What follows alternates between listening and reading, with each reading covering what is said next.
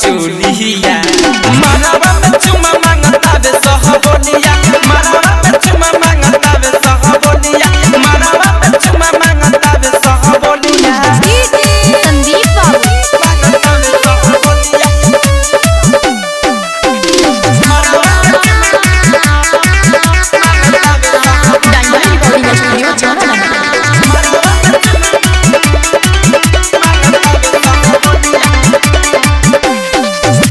देखे के छोटबा लेकिन लमहर पसंद बा कहता बिया तोड़े के तोहरे से मन बा तोहरे से मन बा देखे के छोटबा लेकिन लमहर पसंद बा कहता बिया तोड़े के तोहरे से मन बा होई जब विदाई कहे दूगो जाई डोलिया मानवा में चुमा मांगता वे सहबोलिया मानवा में चुमा मांगता वे सहबोलिया मानवा में चुमा मांगता वे सहबोलिया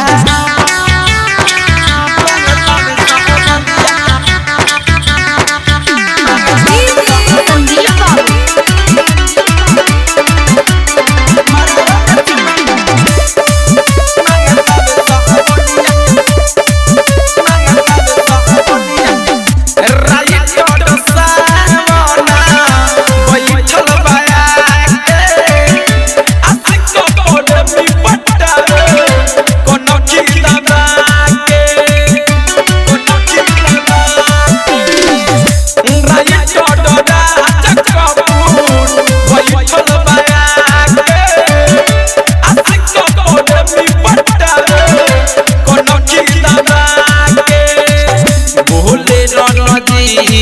खाली मजा के बाला बोलिया